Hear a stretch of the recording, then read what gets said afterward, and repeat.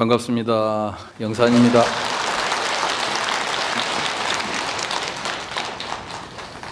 먼저 이렇게 장엄한 부처님 회상에서 여러분들과 화엄 행자로 만날 수 있는 인연에 감사드리고, 영단에 모셔져 있는 많은 영가님들의 극락왕생을 발언하면서 법문을 시작하도록 하겠습니다. 오늘 저희가 볼 내용은 도솔천궁에 관한 거죠. 도솔천. 오늘이 딱 화엄살림 시작한 지 정확하게 반이 되는 날이죠. 15일차. 그래서 80화엄권을 화엄을 갖고 저희가 보고 있는데, 오늘이 이제 22권째 해당이 됩니다. 그리고 이제 잘 아시다시피 이제 7초 9회라고 하죠. 7곳에서 9번 설하셨다. 오늘이 이제 중간이 딱 되다 보니까 5회째가 됩니다. 5회째 3품을 설하게 돼요. 그래서 우리가 이제 약창계에 보면 6664 급여 3이 나오죠. 일십일일 역부일. 그래서 39품이 되는데, 오늘이 이제 5회째 3품이다. 그래서 도솔천에 오르다, 승 도솔천궁품하고 그리고 이제 도솔천궁 개참품이 해당이 됩니다. 그러면 이제 나머지 하나는 뭐냐? 3품인데 10회양품이 해당이 돼요. 10회양품. 그래서 10회양품 아마 내일 설하게 될 것 같습니다. 그래서 도솔천궁에 관한 이 두 품은 사실은 그 10회양품을 위한 서론에 해당이 됩니다. 우리가 앞에 3회 때 10주품, 4회 때 10행품을 봤죠. 그리고 이제 10회양품이 되는데, 여기서 저희가 이제 도솔천이라는 곳이 어떤 곳인지 좀 알아보고 가도록 하겠습니다. 재미난 이야기가 너무 많습니다. 도솔천. 이 그 도솔이라는 말은 사실은 그 인도 버머의 음역이에요. 투시타라는. 인도 말이 크게 이제 우리가 두 가지로 나눌 수 있는데, 버머 하면은 보통 이제 산스크리트하고 빨리어입니다. 근데 주로 이제 저희가 번역해서 쓰는 것들은 한역된 경전은 이제 산스크리트어가 되죠. 산스크리트어 투시타의 음번역은 소리 나는 대로 번역했다는 거죠. 근데 이 뜻을 번역해 보면 도솔이라는 게 무슨 뜻이냐? 지족이라는 뜻이에요. 지족. 만족함을 안다. 여러분, 지족이라는 말 많이 들어보셨죠? 만족함을 안다. 저기 해인사 가면 지조감이 유명하죠? 그리고 뭐 지조감이 많지는 않은데, 자, 도솔함은 어때요? 도솔함 많죠? 도솔함, 도솔사. 그래서 뜻 번역으로 하면은 만족함을 안다. 자, 여러분, 만족함을 안다는 것은 즐거울까요? 즐겁지 않을까요? 즐겁겠죠. 만족함을 알면. 그래서 낙지족천이래요. 즐거울 낙자를 써서. 자, 오늘 이렇게 날도 좀 풀렸죠? 날도 좀 풀리고 화창한 날씨에 이렇게 또 화엄살림 여법한 법회에 참석을 하셨으니 만족하십니까? 만족하지 않으십니까? 만족하시죠? 그럼 여기 도솔천에 와 있는 겁니다. 환영합니다. 도솔천에 오신 것을. 부처님께서는 끊임없이 제자들에게 소욕지족을 말씀하셨어요. 그냥 그 만족함을 안다는데 도대체 뭐에 만족을 하는 것이냐? 결국 욕심에 대한 문제죠. 적은 욕심으로 만족할 줄 알아라. 그러면 시계생천할 것이다. 이러셨어요. 소욕지족하면 시계생천이라는 걸 끊임없이 강조를 하셨는데, 저희가 사는 세상이 욕계죠. 욕계 세상입니다. 욕심이 있다 없다? 많다 적다? 무지하게 많죠. 욕심들.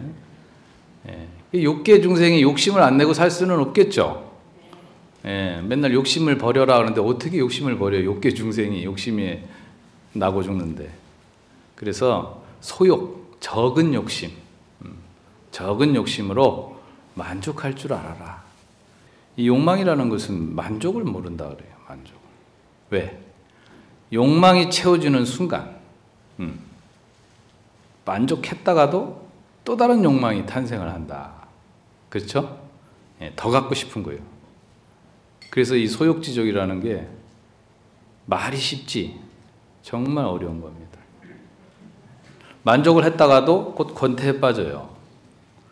예를 들어 전세 살 때는 내 집 마련하고 싶어서 18평이라도 18평이라도 내 집 있었으면 좋겠다 해가지고 열심히 벌어가지고 내 집 마련하면 얼마나 행복해.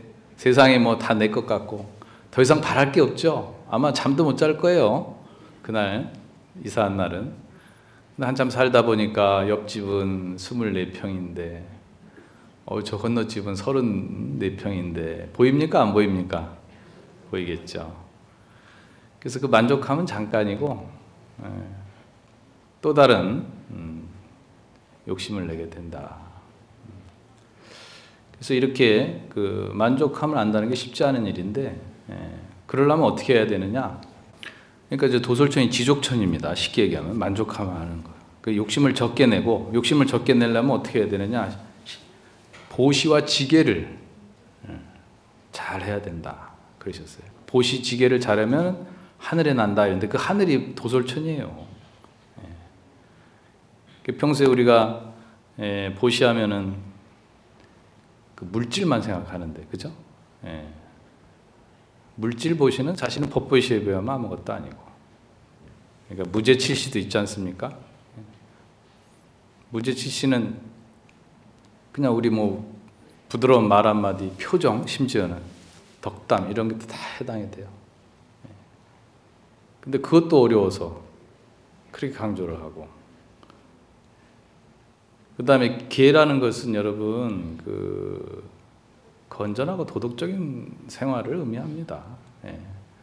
계하라면 다들 부담 들어가서 수계받으라면 안 받고 막 이러는데 우리를 지켜주는 울타리거든. 불자로서 의무고. 여러분 여기 계신 분들은 다 수계를 받으신 거죠? 적어도 3기 5계는 반드시 받으셔야 돼요. 그리고 보살 소리를 들으려면 뭘 받아야 된다? 보살계를 받아야 됩니다.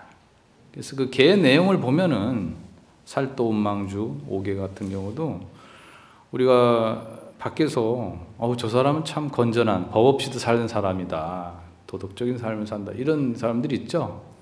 그런 겁니다. 그래서 이제 좋은 습관, 행동, 말씀, 말 이런 것들이 다 계에 해당이 돼요. 그래서 그런 보시 잘하는 것은 어떻게 보면은 나보다는 남을 위한 거죠. 보시라는 건 남에게 주는 거니까. 나를 위한 건 보시라고 안 하잖아요. 그건 봉사하는 삶을 의미해요. 여기 봉사하시는 분들 많이 계시죠? 예. 근데 우리가 지금 이 시간에 이 법석에 참여하지 못하고 저 후원이나 공양관, 뭐 화장실 이런 데서 봉사한다고 못 들어오시는 분 계시죠? 그분들께 박수 한번 보내주십시오. 그분들이야말로 이제 보시하는 삶을 사시는 거예요. 그래서 봉사가 그렇게 좋은 겁니다. 육바람일의 첫 번째도 보시바람일 아니겠습니까? 그래서 그분들 봉사하는 삶, 그 다음에 건전하고 도덕적인 삶을 살면 어디로 간다? 하늘나라에 간다. 하늘나라에 가면은 만족하는 하늘이 있다. 어디다? 도솔천이다. 예. 도솔천에 누가 계세요? 도솔천에 하면은 생각나는 부처님. 미륵 부처님, 미륵보살. 지금 저 통도사 우리 정각 중에 미륵 부처님 어디 계셔요? 용화전에 계시죠. 미륵 부처님이 계시는데 대기하고 있습니다. 딱 거기서 대기발령에 대기발령. 인간세로 다시 나가려고 대기하고 있어. 언제? 56억 7천만 년 이후에. 상상해 가세요? 부처님 가신 지 얼마나 됐어요? 예? 2600년? 2600년도 안 됐죠. 2567년 됐죠. 정확하게. 근데 언제 56억 7천만 년을 기다려야 되는 거예요, 우리가? 미래 부처님, 미륵 부처님이 주관하는 하늘이에요. 서가모니 부처님도 전생에 거기서 마야부인 태로 오셨죠. 그 도솔 레이상, 왜 팔상성도에 보면 나오잖아요. 도솔천에 계셨다고. 호명보살로 계셨다 그래요. 또 56억 7천만 년 엄청나네. 근데 그 도솔천의 수명이 우리하고 달라요. 거기 도솔천의 하루는 인간세 200년에 해당이 된대요. 200년. 그래 수명이 어떻게 되냐면 도솔천의 천인들은 4000세. 4000세 곱하기 365일 곱하기 200 어떻게 되는 거예요? 그래 56억 7천만 년이 나오는 것 같아. 우리하고 시간 개념이 다릅니다. 그래 그 미륵보살님이 주관하는 하늘이다. 굉장히 사실은 불교에서 이 삼계설이라 그래요. 우주관, 하늘 세상이 중요한데 그 가운데 굉장히 중요한 위치를 차지하는 게 바로 도솔천입니다. 도솔천. 저희가 오늘 이렇게 위에 연등, 장엄, 또 단청, 참 금단청 멋지죠? 그러고 요 위에 모셔져 있는 게 뭐예요? 닷집이라고 그러죠. 닷집. 도솔천 내원궁을 본따서 나온 거예요, 다. 오늘 볼 내용들이 전부 장엄에 대한 거죠. 심지어는 꽃, 육법공양 올린 이런 모든 것들이 다 이제 장엄이에요. 그만큼 도솔천이 장엄스럽다, 환희롭다. 왜? 미래의 부처님이기 때문에. 미래의 부처님이 우리를 또 제도를 해주셔야 되기 때문에. 그래서 중요한 위치를 차지한다. 이 삼계설에 대해서 간단하게 제가 좀 설명을 드리고 안내를 드리고 본문에 들어갈까 합니다. 불교에서는 이제 삼세설, 삼계설, 시간과 공간 개념을 그렇게 얘기를 해요. 삼세라는 것은 과거, 현재, 미래겠죠. 과거, 현재, 미래고 삼계라는 것은 욕계, 색계, 무색계입니다. 그래서 우리는 어디에 해당이 될까요? 인간은 욕계. 그 욕자가요, 그 범어로 까마입니다. 까마. 성이라는 게 성. 남성, 여성 할 때. 그걸 의미해요. 그 남성, 여성이 있으면 어떻게 돼요? 이세가 나오겠죠. 그러니까 좀 더, 이거는 SEX입니다. SEX가 성이에요. 좀 더 노골적으로 말씀드리면. 그래서 남성, 이성이 있으면 무조건 육계예요. 축생 암컷 수컷 있죠? 역시 육계. 우리 밑에 또 뭐가 있을까요? 아기, 귀신 남녀가 있어요, 없어요? 여기도 많이 모셔져 있는 건데 영가도 역시 남신구, 여신구. 총각귀신, 처녀귀신 있죠? 역시 이성이 있고 지옥도 마찬가지. 그래서 우리가 인간 밑에 사막도만 해도 그렇고 위에가 아수라가 있어요. 아수라는 여러분 천신입니다. 천신인데 악신으로 자리를 잡았죠. 초기 불교만 해도 오도윤회가 나와요. 오도. 육도가 아니에요. 삼계설은 또 육도로 세분화되는데 조금 전에 말씀드린 지옥, 아기, 축생, 요건 사막도. 삼선도는 인간, 아수라, 천이에요. 근데 아수라가 중간에 들어옵니다. 아마 아비달마, 그러니까 부파시대 같은데요.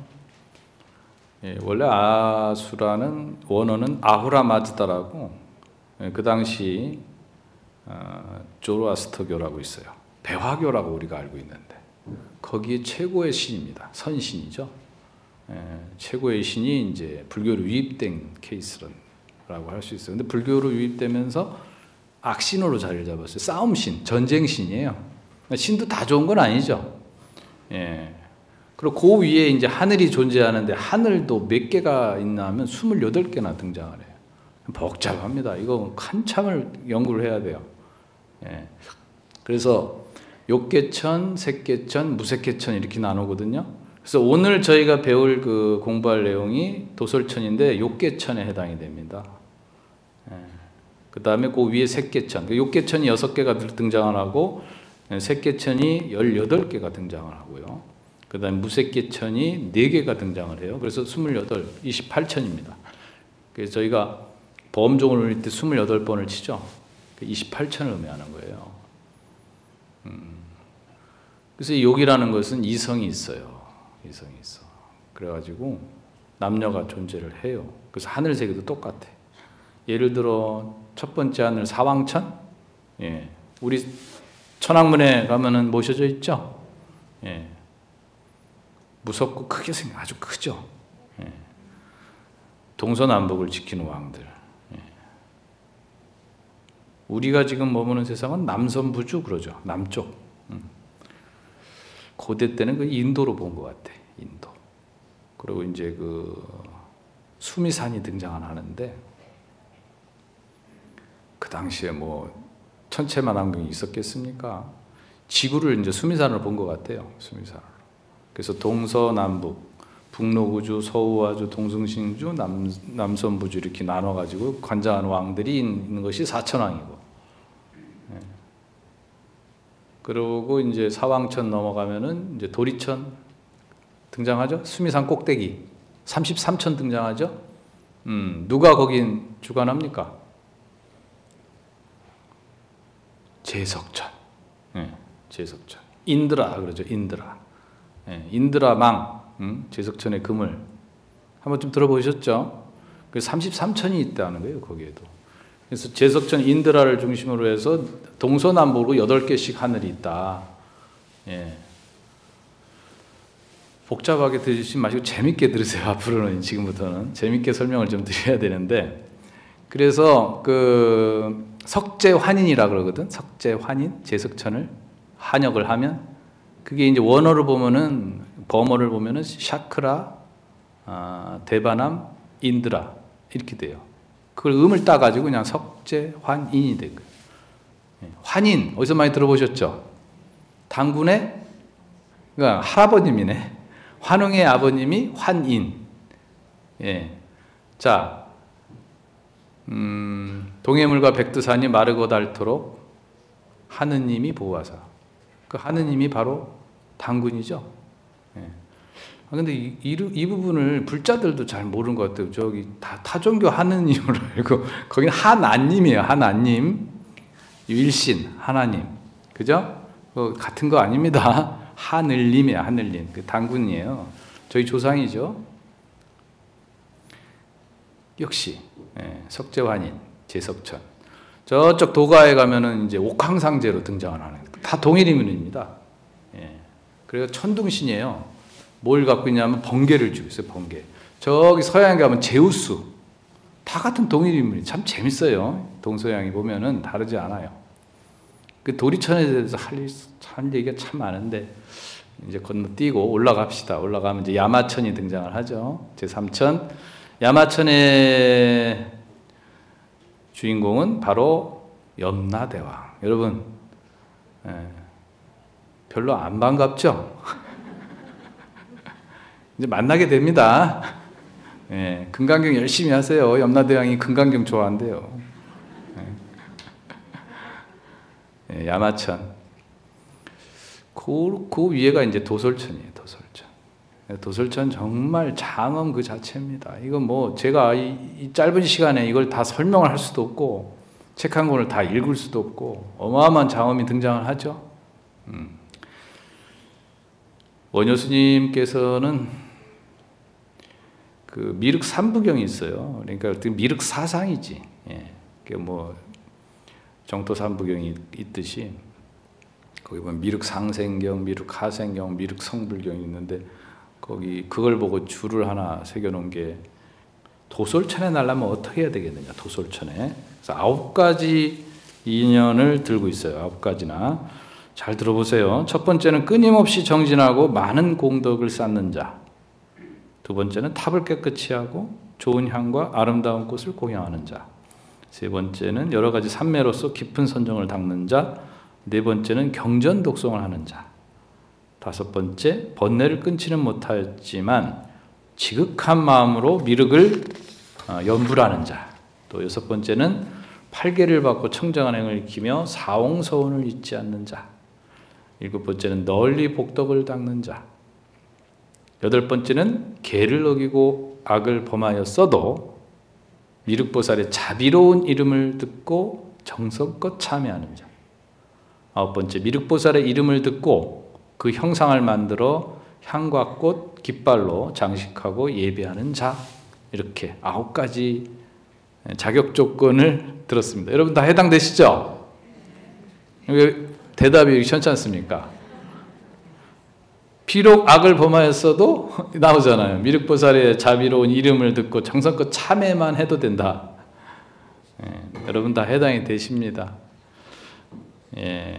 그래서 이제 원효 스님도 이 도솔천에 대해서 글을 좀 남기셨는데, 저희가 오늘 공부할 하늘이 바로 이런 세계라는 것을 염두에 두시고 보셨으면 좋겠습니다. 자, 그럼 이제 원문을 한번 볼까요? 그 욕계천에 대해서 좀 더 이제 재미난 얘기를 해드릴 것 같으면, 그러면 도대체 그 하늘 중생들은 어떻게 살고 어떻게 태어나고 어떻게 죽느냐, 이런 것도 궁금하실 것 같은데, 무한한 생명을 갖는 건 아니에요. 여러분 그 비록 무색계천에 오르더라도 부처님께서는 사실은 색계 사선에서 깨달으셨어요. 욕계를 거쳐서 색계까지 올라가서 초선, 2선, 3선, 4선에 가서 깨우침을 받으셔가지고 부처가 되시거든요.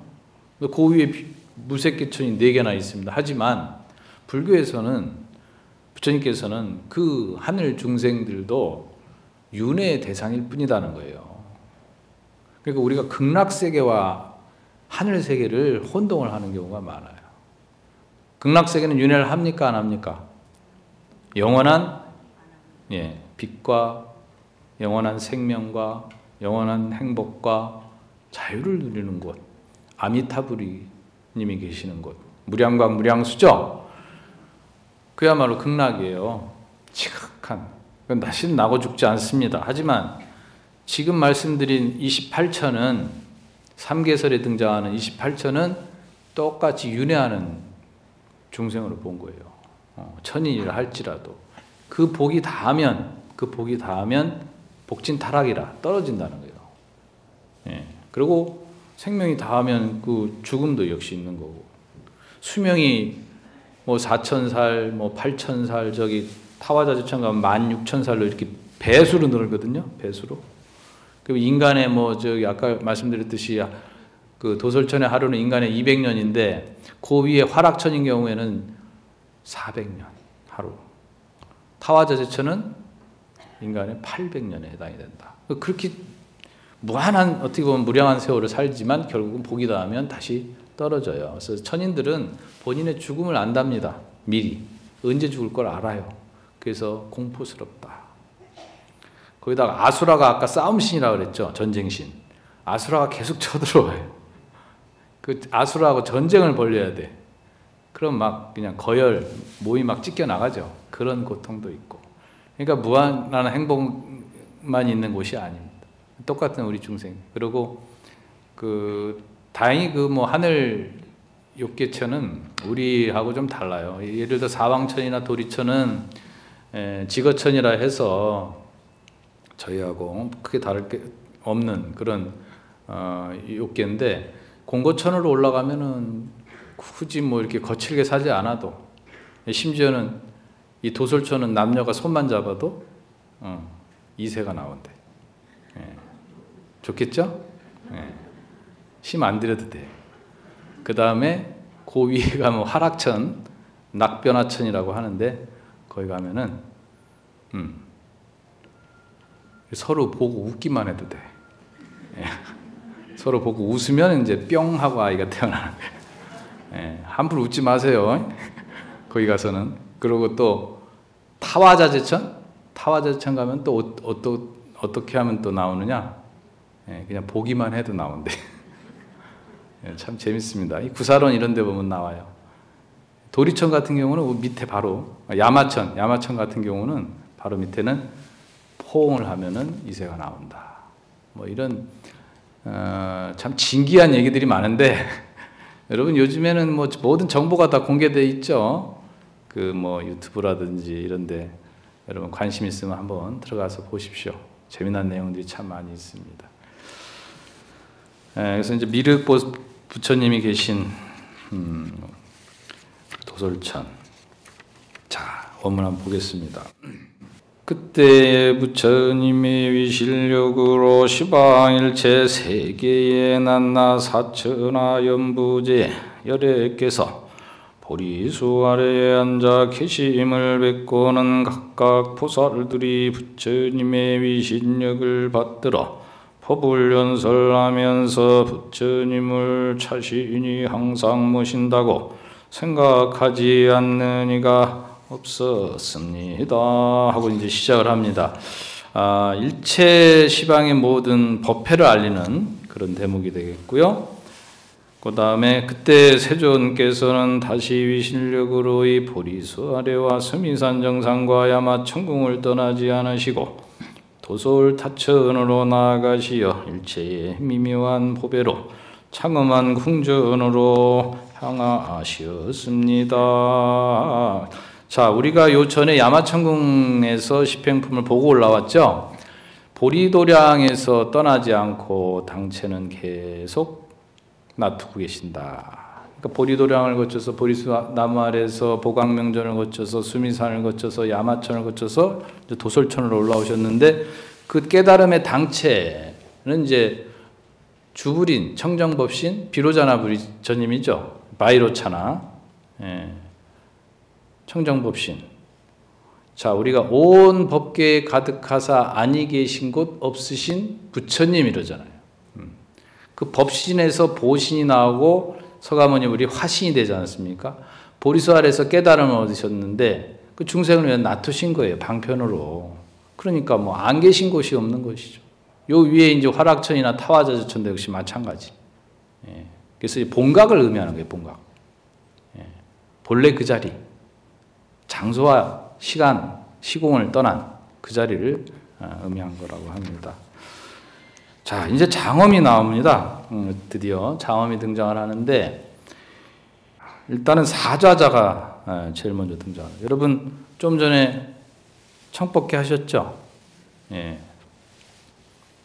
청법계를 요즘에 이제 노래로 하면은 덕 높으신 스승님 사자자의 오르사 그러잖아요. 예. 그 자리가 있어야 법문을 듣든지 법회를 할 거 아닙니까? 이게 자리가 굉장히 중요한 거예요. 여기 앞에도 종정리야 금난자복이 탁 모셔져 있죠. 이게 스님들은 예불 공양할 때 보면 아무 데나 못 앉아요. 본인이 위치가 있어요. 정해진 자리. 사자자가 자리입니다. 법화경에도 보면 열애의 방에서 열애의 옷을 입고 열애를 자리로 삼아 법화경을 설한다. 이런 대목이 나오거든요. 자리가 그만큼 중요한 거예요. 오늘 금일 설법도 제가 이런 자리가 있으니까 법상에 올라왔겠죠. 그래서 여기 장엄이 첫 번째로 등장한 이유입니다. 그래서 그 장엄의 공덕을 사자자의 장엄의 공덕을 언급을 했고, 그럼 어떻게 장엄이 되어 있느냐? 사자자의 장엄. 제가 이제 범음성으로 원래 본문은 읽게 되어 있는 거예요. 근데 시간이 없어서 그냥 보통음으로 하겠습니다. 두루 둘려 있는데 100만억 금금을과 100만억 꽃휘장과 100만억 보배휘장과 100만억 화만휘장과 100만억 향휘장을 그 위에 둘러치고 화만을 드리고 향기가 널리 풍기었다. 100만억 꽃일산과 100만억 화만일산과 100만억 보배일산을 여러 천신들이 받들고 사면으로 행렬을 이루었으니 100만억 보배의 의복을 그 위에 펼쳤습니다. 이렇게 이제 100만억이 등장을 합니다. 숫자죠. 100만억. 여러분 100만억이 어느 정도 되는지 가늠이 되세요? 억이 많아요, 적어요? 억 하면은.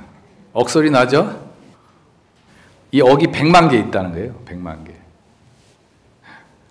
저희가 그 3회 때 10주품에서는 1만 가지가 등장을 해요. 계속 1만 등장을 하다가 4회 가면은 10행품에 가면은 100만이 등장을 하거든. 근데 이 5회차 이게 10회양품을 위한 서론인데 여기 보면은 100만억이 드디어 등장을 한다. 100만억이라는 숫자는 정말 어마어마한 숫자죠. 근데 재밌는 게요. 여러분 그 숫자의 기원을 이렇게 보면은 지금 저희가 이렇게 기하학적인 숫자가 등장하게 된 게 0의 발견입니다. 0, 제로. 공이 탄생하면서 일이 된 거예요. 공. 우리가 빵 그러죠. 빵, 공, 0. 0의 소중함을 지금 모르고 있어요. 정작. 그 십진법이 여기서 나온 거예요.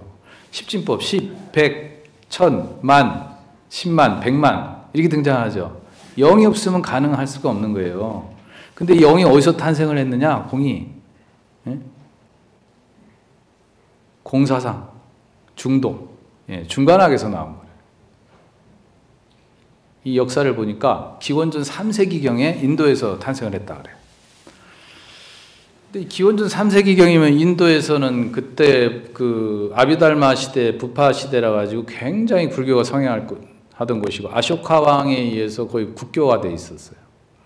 물론 학자들 중에 일부는 그 이전에 바라문교, 우리가 힌두교죠. 힌두교에서도 0이 있었다, 쓰였다. 근데 실제로 있긴 있었어요. 근데 거기서는 그냥 채워 넣는 숫자에 불과했어. 무로 이제 없다는 뜻으로 0을 넣었어요. 근데 이게 3세기경에 공으로 공사상이 뭡니까? 색즉 시공, 공즉 시색이잖아요. 텅 비었지만 꽉 차 있다. 원래 수냐라 그래요. 범어로 수냐, 텅 비었다. 하지만 꽉 차 있다는 거예요. 그래서 이게 소수점, 그러니까 자릿수가 되면서 무한한 숫자가 펼쳐지는 겁니다. 그러니까 100만억이라는 게 그래서 나온 거예요. 뭐 그 이후에는 뭐 말할 것도 없죠. 근데 여러분 현실적으로 다가오지 않는데 우리 인간의 능력으로는 셀 수 없는 숫자일 것 같아요. 하지만 저희가 사는 세상 한번 보자 이거예요.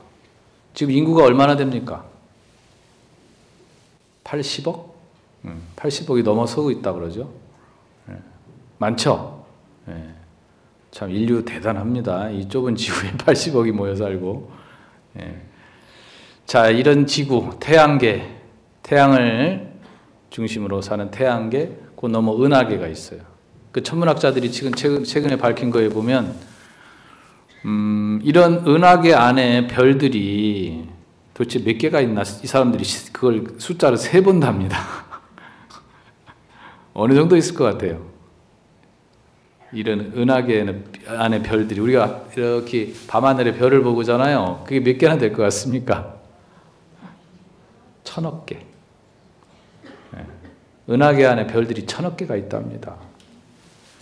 그래서 놀랐는데 그러면 은하계만 있느냐? 그 은하계 너머의 세계, 그러니까 또 다른 은하계가 펼쳐지는데 그 은하계 숫자가 1조. 1조랍니다. 1조. 그럼 그게 끝이냐? 아니래. 더 나온대. 그래서 이게 아마 천체 만원경이 발달하면 발달할수록 우주의 크기는 더 커질 것이다. 그리 봐요. 뭐 내년인가 아마 지금 더 어마어마한 이제 망원경이 올라간답니다. 뭐 상상을 초월해요. 심지어는 지금 그 우주의 역사가 138억 년 이러거든. 138억 년. 그 태초의 빛, 그 빅뱅이라고 그러죠. 최초의 어떤 탄생을 지금 거의 접근해 있어요. 최근에 제임스 웹이라는 망원경이 올라가서 태초의 빛 이후 1억 년, 2억 년 빛을 이미 찍었어요. 사진을 찍어서 전송을 했다고. 근데 이제 내년에 더 이제 발달된 게 가면은 태초의 빛을 볼 수도 있다. 그 정도로 어마어마한 세계가 지금 우리가 펼쳐져 있어요. 근데 우리는 정작 인간의 능력으로는 볼 수 없는 세계이기 때문에 모르고 사는 거예요. 다만 모를 뿐이에요. 그래서 100만억이라는 게 전혀 과장된 숫자가 아니라는 걸 말씀을 드리는 겁니다. 제가 화엄경을 처음 본 게 강원에서인데 대격과라고 4년 차에 보는데요. 그때만 해도 신심이 없어가지고 제가 믿지를 않았어요. 화엄경을 보면서. 뭐 100만억이 뭐 이게 도대체 뭐 이런 세계가 참 인도 사람들도 뻥이 참 세구나. 중국 사람들은 익히 알고 있었는데 허풍이 세다는 걸 인도 사람들도 만만치 않네. 이러고 제가 경을 받던 기억이 나거든. 그 신심이 없어서 그래요. 우리가 볼 수 없는 세상. 예를 들어 지구가 지금 자전하고 돌고 있죠. 속도가 어느 정도 되는 줄 아세요? 15,000km인가 그래요. 그렇게 빨리 도는데 우리가 느낍니까? 못 느낍니까? 못 느끼죠. 심지어는 이제 지구가 공전을 하고 있잖아요. 자전뿐만 아니라 태양 주위를 도는 게 음속으로 돌고 있다잖아요. 얼마나 빨리 돌아요. 근데 모르고 있어요. 그 또 소리는 얼마나 클 거예요. 못 듣고 있어요. 그래서 이런 경전에 등장하는 정말 이해할 수 없는 세계를 여러분들 이 아르마리로 이해하려고 하지 마시고 신심으로 받아들여야 된다는 말씀이에요. 아시겠죠? 네. 100만 원이라는 숫자가 계속 나옵니다. 심지어는 그래서 누군 그래. 도대체 100만억이라는 게 어느 정도 숫자입니까? 그랬더니 100만억 숫자입니다. 대답할 수 없으니까 그랬다는 거예요. 그래서 이 도설천궁품은 누가 그래요? 100만억 품 같다고. 맨 100만억만 나오니까. 그래서 그만큼 무한한 또 무량한 장엄물이 있다는 그런 의미로 해석을 하시면 됩니다. 그래서 이 장엄의 종류만 해도 무려 이제 여기에 등장하는 것만 해도 100만억 장엄이 184종류나 등장해요. 184종. 그 일일이 다 여러분 제가 이 시간에 설명을 못 드리겠죠. 그래서 이제 제가 제목만 쭉 한번 불러드릴게요. 사자자가 나오고 누각이 나오고 휘장. 예. 그 다음에 사자자 주변. 그 다음에 사자자 주변의 사방의 보배. 그리고 보배 영락이 드리운 장엄, 향장엄. 그 다음에 구름이 비 내리는 장엄. 또 이것도 모자라서 20가지가 섞여 있는 장엄이 있어요. 그리고 9가지 광명의 장엄이 등장하고요. 그 다음에 9가지 하늘 보배옷, 천이가 또 등장을 합니다. 그 다음에 10가지 하늘 깃대 장엄이 또 등장을 하고 음악이 빠지지 않겠죠. 음악 소리의 장엄이 등장을 하고 그 다음에 찬탄하는 소리의 장엄. 그 다음에 설법으로 중생을 이익케 하는 장엄. 그리고 보살의 지혜에 나가서 이익을 나타내는 장엄. 여러 가지 이익을 얻은 장엄. 그 다음에 보살행에 나아가서 이익을 얻는 장엄. 큰 작용에 나아가서 이익을 얻는 장엄. 팔부와 인천에 예경이 있다. 이것도 역시 장엄이에요. 팔부신중, 천룡 팔부죠. 신장들. 예. 그 다음에 인천.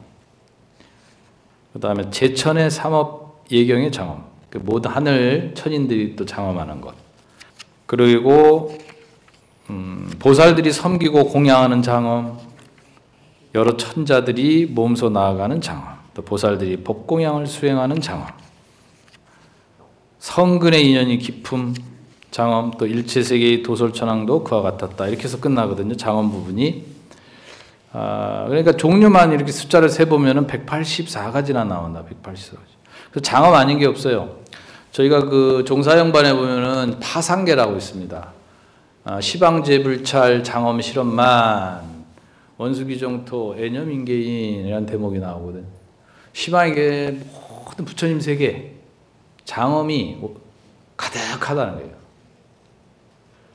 그래서 원컨대 금일 종사께서는 정토에 가시거든 애념인계인 하소서. 예. 이 욕계에 이 사바세계인 중생들을 어여삐 가엾게 여기소서 이 소리예요. 그러니까 얼른 구제해달라는 얘기예요. 예. 그죠? 그래서 이 장엄이 빠질 수 없어요. 이 장엄은 다 부처님을 모시기 위한 장엄이죠. 예. 그냥 멋부리는 장엄이 아닙니다. 그러니까 우리가 부처님을 영접하는 게 가볍게 생각하시면 안 돼요. 자, 이렇게 해서 이제 장엄을 하고 나서 공양을 올리는 거예요. 공양을. 예, 공양하면은 대표적으로 몇 가지가 있죠? 육복 공양 6가지가 있죠. 향등, 담이, 화가. 그죠? 공양하는 게 천자들이 먼저 공양을 하고요. 공양도 많이 등장을 합니다. 그다음 보살 대중들이 공양을 하고, 그다음 부처님을 뵙게 돼요. 그래서 뵙게 됐으니까 영접을 해야 되겠죠. 영접하는 대목, 옷에 공양거리를 담아서 공양을 하고, 또 도솔천자가 마음을 일으켜서 공양하고 장엄을 하고, 그 다음에 백천억 천자들이 마음을 일으켜 공양을 하고, 또 도살대 중에 많은 수행을 얻은 많은 과보로서 공양을 하고, 그리고 한 가지 수행을 얻은 한 가지 과보로 공양을 하고, 한 가지 수행을 얻은 많은 과보로 공양을 하고, 보살들에 보면서 수많은 보살들을 내어서 공양을 하고. 자, 이렇게 해서 총 11가지의 이제 공양이 등장을 합니다. 그래서 이 시간이 되면 이 원문을 하나하나 읽어가면서 본문을 보면서 설명을 하면 좋겠지만, 시간 관계상 이 제목만, 저희가 왜 그 보살계 그 포살할 때 10중 대계가 있고 48경구계가 있죠. 중요한 건 10가지. 예, 그거는 다 있죠. 본문을 다 있고. 그 48가지 가벼운 게는 어떻게 해요? 예, 제목만 읽고 지나가죠. 그렇게 이해해 주시면 되겠습니다. 예, 그래서 다음 시간에는 이제 부처님께서 그 드디어 도솔궁에 청을 받아서 올라가셔가지고 영접을 받고, 예, 거기에 대해서 또 이제 많은 보살들이 찬탄하는, 개성으로 찬탄하는 도솔천궁 개찬품으로 이어집니다. 이해가 되셨는지 모르겠습니다. 오후에 오늘 오전 본문을 이렇게 마치고 오후에 다시 뵙도록 하겠습니다.